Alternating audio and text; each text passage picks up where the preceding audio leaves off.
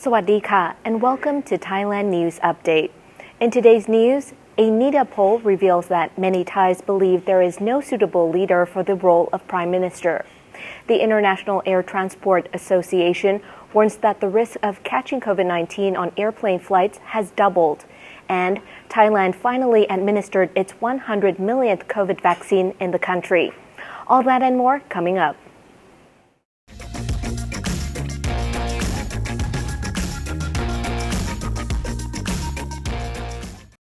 The Thai Department of Corrections is hitting back after a story by Reuters that painted a brutal portrait of forced labor, violence, and coercion in Thailand's prison system. The department is denying that things like threatening and physically assaulting inmates exist and that prisoners aren't forced to work as laid out in the Reuters article. The article painted a picture of inmates in Thai prisons being forced to manufacture fishing nets for private companies under threat of lengthened time in jail or beatings. But the Department of Corrections says that they are merely offering vocational training where inmates can learn useful work skills in different jobs. The Thai government has been called upon by the International Federation for Human Rights to investigate the practices of the detention facilities, as it could be considered a violation of trafficking laws and forced labor. But the Department of Corrections listed vocational training opportunities. They say earn the inmates' income, citing car care training for less than 1,500 baht a month, sorting fruit, call center training, up to a bakery training program that earns nearly 14,000 baht a month. The spokesperson for the Department of Corrections urged the public not to rely on the Reuters story that painted a negative picture of the Thai prisons and is denying any violation of human rights, vowing to defend the prison systems to any accusations within Thailand or worldwide. 37% of Thais support no political party and believe there is no suitable leader for the role of Prime Minister. This is from a new poll by NIDA. The poll showed that current PM Prayut Chan-o-cha led the pack of potential candidates, but only 16% of people supported him as the choice of the next Prime Minister. Asked who should be the next leader and what political party people favored, 37% say they did not prefer any political party. About 21% picked candidates they thought would usher in a new generation of politics for Thailand, while about 24% leaned on experience and expertise. Other key factors mentioned were honesty, straightforwardness, leadership skills, and vision. As to what political party they supported at the moment, 37% said none.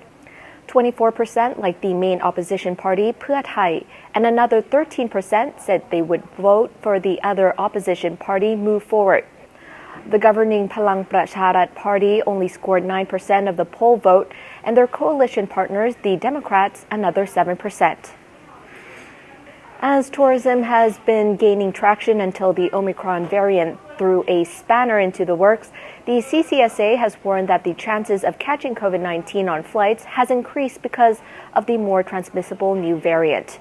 The warning has reported after a statement made by the International Air Transport Association, the global peer group for airlines and travel agents, cautioning of the increased risk. IATA officials reported the risk of catching COVID-19 on airplane flights has doubled or even tripled with the emergence of the Omicron variant. While wearing masks on the flight has been a common requirement since the start of the international travel began again, authorities and health officials are advising that anyone on a flight do their best to avoid close contact with each other and try not to touch surfaces that are frequently handled. Even with the new warning of increased risk, the CCSA reminds the public that visitation to crowded public places such as malls still creates a much higher risk for COVID-19 infection than on flights. The CCSA also reiterated that the number one thing people can do to protect themselves is to get vaccinated, or if already vaccinated, a booster shot. Health officials in Thailand celebrated the announcement that they have now administered its 100 millionth COVID vaccine in the country. And with the rise of the Omicron variant, more people are choosing to get the protection of a vaccine.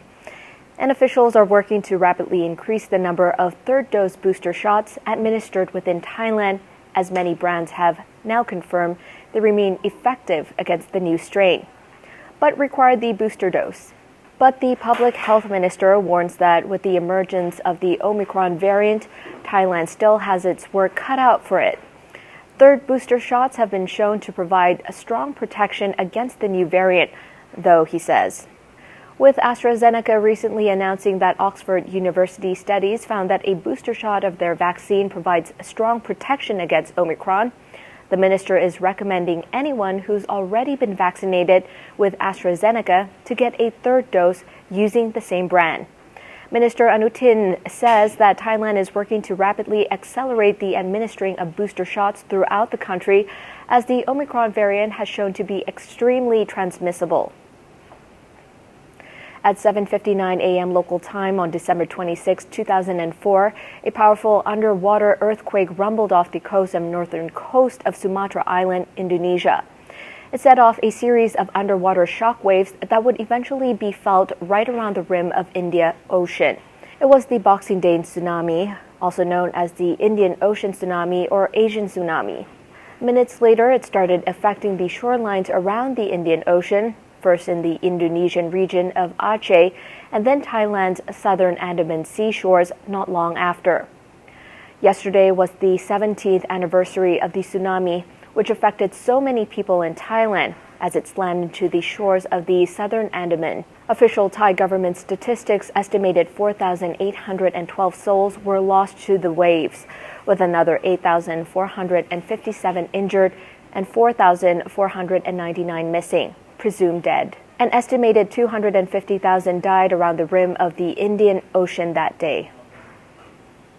Reports are emerging in Myanmar of at least 30 people, including women and children, in Kayah state were killed and burned, allegedly at the hands of the Burmese military junta.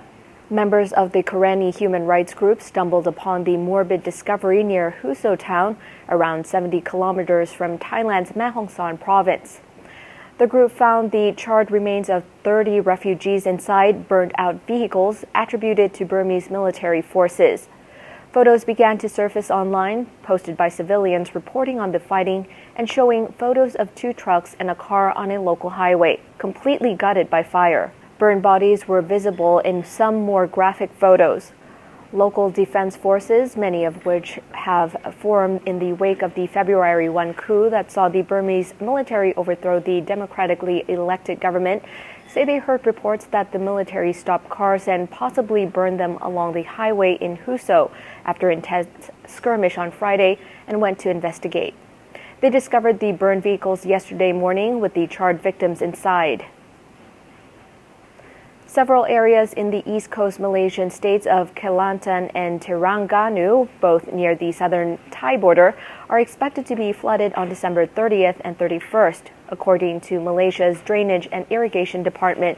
The warning follows the Malaysian Meteorological Department predicting torrential rains from now until the end of the year. The DID says both northern Malaysian states will also experience large rises in the water levels on major rivers in the region. And that wraps up the morning news for today. Don't forget to subscribe to the channel to keep up with all the latest news around Thailand and the region. Also, visit our website at thetiger.com for more news throughout the day. I'm Natty from The Tiger. Sawadee ka.